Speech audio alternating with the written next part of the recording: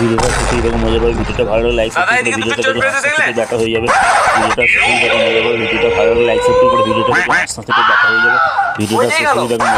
ভিডিওটা ভালো লাগলে লাইক সাবস্ক্রাইব করে ভিডিওটা দাদা এমনি করে কে পেপার পড়ে? পেপারটা খানিক নামিয়ে পড়ো। আমাদের এটা ব্যক্তিগত ব্যাপার, তোমাকে বেশি গাঁড়